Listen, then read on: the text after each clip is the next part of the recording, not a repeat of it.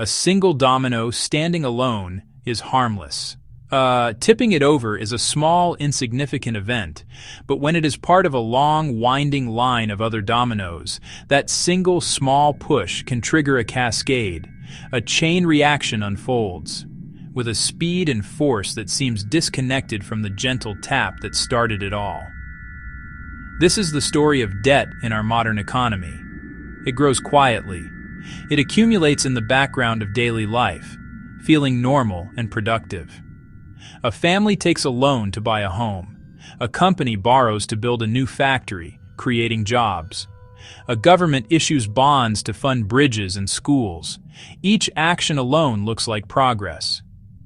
But multiplied across millions, they form a vast line of financial dominoes, waiting for a push. At its core, rising debt is a simple concept. But to truly understand its power and its potential danger, we need to look a little closer. What is this thing we call debt? In its most basic form, debt is a promise.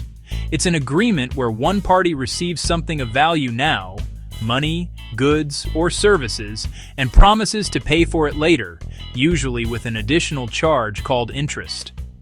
This simple transaction is the bedrock of our entire modern financial system. It's the engine that allows us to pull our future earning power into the present. When we talk about rising debt, it means that, as a whole, we are borrowing more money today than we did yesterday. But it's more nuanced than that. It means the of these promises is growing, and crucially, it's often growing faster than our collective ability to keep them. To make sense of this on a grand scale, let's think of the entire economy as one giant household. This household has an income which is the total value of all the goods and services it produces in a year, what economists call the gross domestic product, or GDP. Now, just like any household, our giant economy household has expenses and aspirations. It wants a bigger house, a newer car, to send its kids to college, or maybe just to cover an unexpected bill. To do these things, it takes on debt. If that household's total credit card bills, mortgages, car loans, and student loans are going up faster than its income, its debt is rising. Imagine this household earns $100,000 a year and has $50,000 in total debt. Its debt-to-income ratio is 50%. If next year its income grows by 3% to $103,000, but its debt grows by 10% to $55,000, the burden has increased. The promises are getting bigger, faster than the ability to pay for them. Now scale that up to the size of a country, or even the entire globe. That is the situation we find ourselves in. This isn't happening in just one place or to one type of borrower. It's a systemic trend. To understand it, we need to break down where all this debt is coming from. Broadly speaking, it is happening across three main areas of society. The first is households. This is the debt we're most familiar with. Mortgages to buy homes, car loans, student loans for education, and the persistent hum of credit card balances. When interest rates are low and banks are eager to lend, taking on debt can feel easy and sensible, or simply necessary to get by. A low-interest loan can feel like cheap money, making big purchases that would otherwise be out of reach seem suddenly attainable. This fuels consumer spending, which in turn drives economic activity. The second source is corporations. Businesses borrow for a huge variety of reasons: funding groundbreaking research and development, building bigger warehouses to meet demand, acquiring smaller competitors to expand their market share, or simply managing their day-to-day cash flow. In good times, when the economy is humming and customers are buying, borrowing can seem like a smart, even essential, way to accelerate growth. Taking on debt to build a new factory that will double production feels like a calculated risk with a clear reward. It's a way to seize opportunity, but it also adds a fixed cost, the loan repayment, that remains even if those good times start to fade. The third, and often the largest source of debt, is governments. When a government wants to spend more than it collects in taxes to build roads and bridges, fund healthcare, or pay for national defense, it borrows money. It does this by issuing bonds, which are essentially IOUs sold to investors, both at home and abroad. These investors lend the government money today with the promise that they will be repaid with interest in the future. This is what's known as the national debt. When debt in all three of these sectors rises faster than the overall economy, we get the phenomenon of rising debt. It's not that one group is being irresponsible. It's that the entire system is collectively making more promises than its underlying growth can comfortably support. Each individual loan might make perfect sense. The family buying a home, the business expanding its operations, the government investing in its citizens. These are all rational, often productive decisions. So, let's be clear. Debt isn't inherently bad. It is a fundamental tool. It fuels investment, powers consumption, and allows for long-term planning. A world without debt would be a world with far less growth and opportunity. The problem isn't the existence of debt, it's the scale and the speed of its accumulation. When the mountain of promises grows too large and too fast, the entire economic structure becomes fragile. Each piece of debt is connected, like a chain or a line of dominoes. A failure in one part of the system can create stress in another, leading to a cascade that threatens the stability of the whole. This fragility is the quiet risk that builds during the good times, often unnoticed until it's too late. To truly understand how rising debt can create systemic risk, there's no better metaphor than a line of dominoes. Systemic risk isn't about one company failing in isolation. It's the danger that the failure of one entity could trigger a cascade of failures throughout an entire system, much like a single falling domino can topple a whole arrangement. Now, debt itself isn't the villain.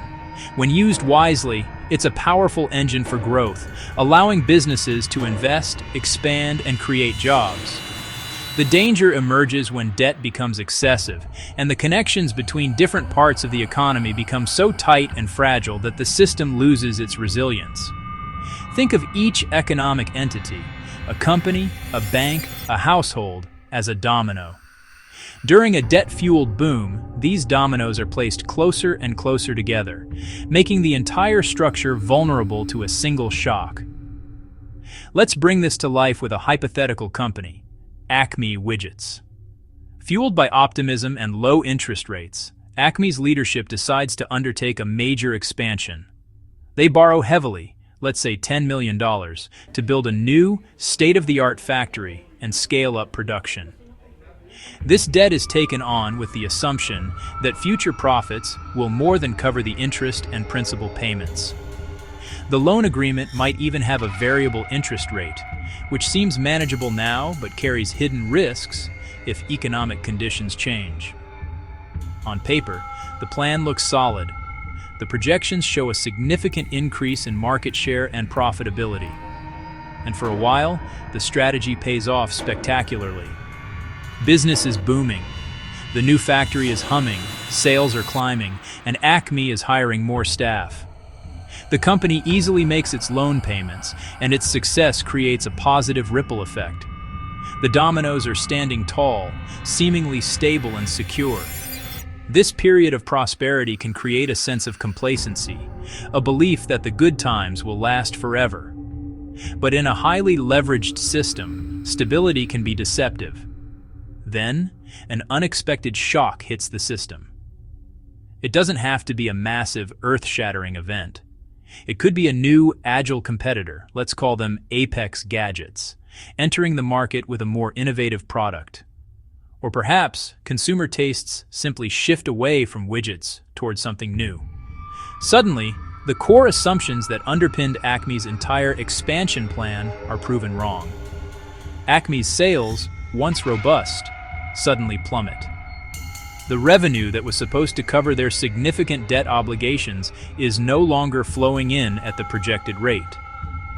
The loan payments, which were once manageable, now become an unbearable burden.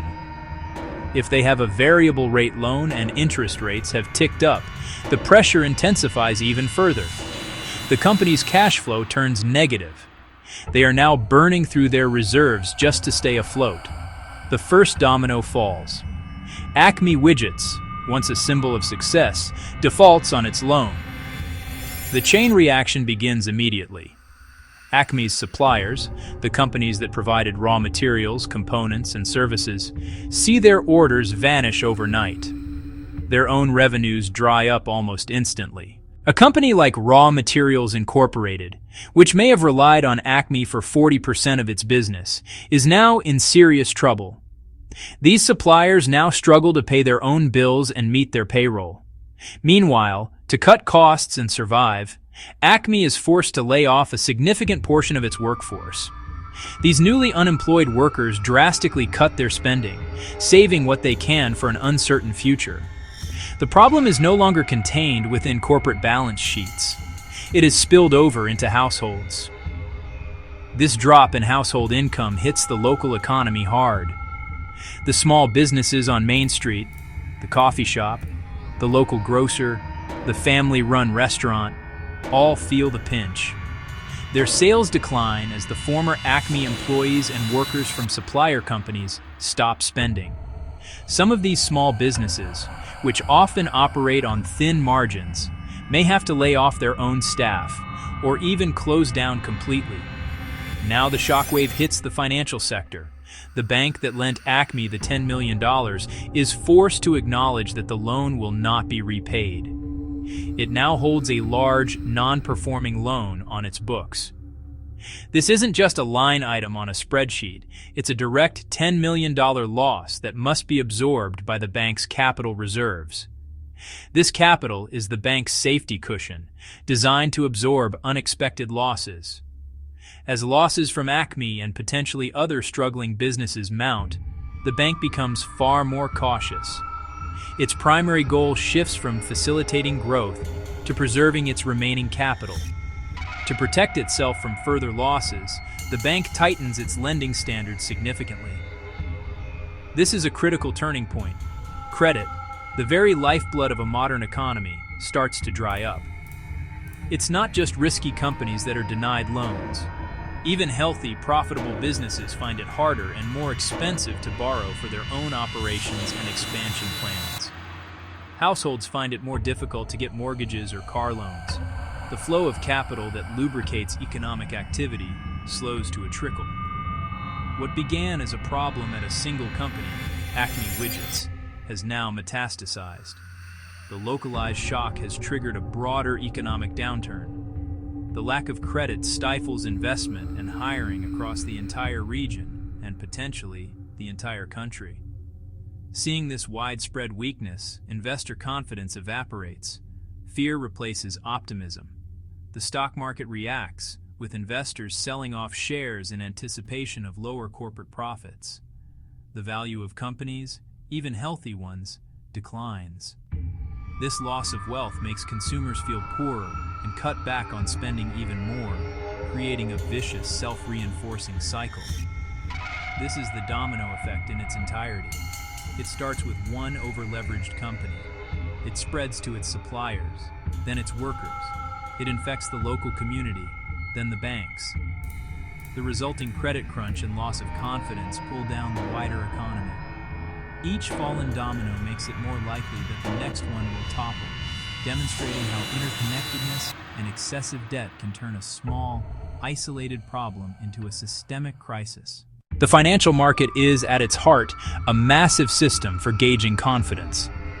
When the dominoes of debt begin to fall, confidence evaporates. Prices and behaviors react almost instantly. One immediate impact is rising interest rates. As risk fears grow, lenders demand higher rewards. New loans get pricier for companies and families. Higher rates act as a brake. Most bonds pay fixed interest. When new bonds pay more, old ones fall in price.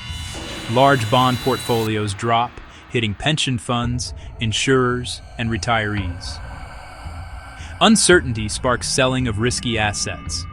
Investors dump indebted stocks and junk bonds and rush into government bonds or even cash. Rapid stock declines erase wealth and confidence. The most dangerous phase, credit availability collapses. Fear of defaults reduces lending, causing more defaults, a vicious cycle that's hard to break. To see how a debt domino chain can topple a market, look at 2008. The global financial crisis provides a stark, real-world example. Debt grew rapidly, especially in U.S. housing.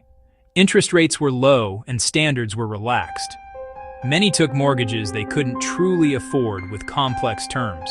Subprime loans grew as home prices surged. Then prices stalled and fell. Intro rates reset higher. Many owed more than homes were worth. Defaults rose quickly. Next dominoes, mortgage-backed securities and CDOs. Banks bundled loans and sold them worldwide. Diversification failed when millions defaulted. AAA became toxic. Securities plunged. Major institutions held huge exposures. Lehman failed. Banks stopped trusting and lending to each other. Stocks crashed. A deep recession followed. The domino theory made real. When debt dominoes topple, some stand closer to impact. First, households with high debt, large mortgages, car loans, and credit cards. A job loss or rising rates can make payments unaffordable. They become early dominoes. Next, highly leveraged companies, especially in cyclical industries. Short-term borrowing that must be rolled creates fragility. When credit tightens, loans aren't renewed. Profitable firms can still face a cash crunch. Banks sit at the center. Their model depends on losses staying small. In downturns, defaults can quickly erode capital. Banks are tightly interconnected. Governments with large debts face falling revenues when support needs rise. Investor doubts raise yields, increasing costs. Debt feeding more debt. You don't need a degree in economics to spot warning signs. Debt dominoes are being set for a potential fall. Look for rapid, sustained borrowing. Households, corporations, and governments together. When debt outpaces income growth, risk builds. Cheap money can inflate housing and stocks to extremes. Bidding wars and euphoric valuations signal froth. Bubbles pop. Paper wealth can vanish overnight. A surge in short-term borrowing is a potent warning. Loans needing constant refinancing create fragility. If confidence wavers, lines get pulled instantly. Beware complacency. This time is different. When discipline erodes, risk accelerates. Collective optimism often blinds us to danger. Watch these simple signs to sense the shifting winds. Knowing the dominoes are stacking, that the weight of debt is growing across the system, can feel deeply unsettling. It's a natural response to sensing a shift in the economic weather. But this awareness need not lead to panic. In fact, it's the opposite. It's a signal to act, to turn that feeling of uncertainty into a source of strength and control. This is the moment to focus not on the storm, but on building a stronger shelter. It's about taking deliberate, manageable steps to brace for whatever might come next. The first and most powerful step is to focus on creating buffers, a margin of safety in your financial life. Think of it as intentionally leaving a gap in the domino line. The most fundamental buffer is your emergency fund. Financial experts recommend a reserve of 3 to 6 months of essential living expenses. What are essentials? Your rent or mortgage, utilities, food, transportation, and critical insurance payments. The goal is to have a cash cushion that allows you to navigate a job loss or unexpected expense without being forced to sell assets at the wrong time or take on high-interest debt. If you're starting from zero, the goal can feel daunting. Don't let that stop you. Start small. Automate a weekly or monthly transfer to a separate high-yield savings account. Even a small, consistent contribution builds momentum and over time creates a significant buffer. Next, address the debt you already have. Prioritize reducing high-interest debt, like credit card balances or personal loans. These are the most unstable dominoes in your personal lineup. They drain your cash flow and are most sensitive to rising interest rates. Two popular strategies can help. The debt avalanche method involves making minimum payments on all debts, but focusing any extra money on the debt with the highest interest rate first. Mathematically, this saves you the most money over time. Alternatively, the debt snowball method focuses on paying off the smallest debt first, regardless of interest rate. The psychological win of clearing a debt can provide powerful motivation to keep going. Choose the method that works for you, but the principle is the same. Systematically remove the riskiest pieces from the board, and be cautious about adding new dominoes. Avoid taking on more debt than you can comfortably handle, especially if interest rates are expected to rise. If you have a variable rate mortgage or loan, explore whether refinancing to a fixed rate is possible. This locks in your payment and removes the uncertainty of future rate hikes, acting as a powerful brake on your personal domino chain. Then, stress test your own finances. This isn't about predicting the future. It's about understanding your own fragility. Ask the tough questions. What would happen if my household income dropped by 10% or even 20%? What if my mortgage rate rose by 2 percentage points? Run the numbers. Seeing how these scenarios would impact your budget allows you to make adjustments now, when you have the flexibility to do so, rather than later, when your options are limited. These same principles apply to businesses. Prudent companies should curb their reliance on short-term borrowing, which can evaporate in a crisis. Instead, they should hold more cash and secure longer-term credit lines. They too must run stress tests, modeling the impact of a drop in revenue or a spike in borrowing costs to ensure they can weather a downturn without resorting to fire sales or mass layoffs. And for regulators, the guardians of the entire system, the task is to see the whole board.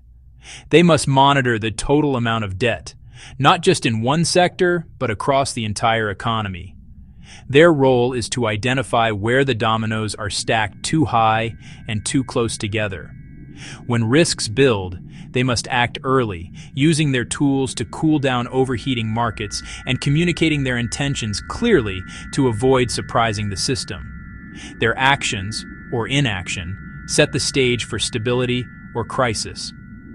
But the real surprise in any debt cycle is not the eventual fall. It's the quiet, almost invisible cumulative power of debt as it builds. It's a hidden current gathering strength beneath a seemingly calm surface. For years, everything can look fine. Growth is steady, assets are rising, and confidence is high. Each new loan, each new layer of leverage, seems like a smart, rational decision on its own. But as the volume and speed of debt creation rise, the entire system grows more sensitive, more tightly wound, and ultimately, more fragile. The connections between all the dominoes become denser. A problem in one corner of the market is no longer isolated. It can now send vibrations across the entire network.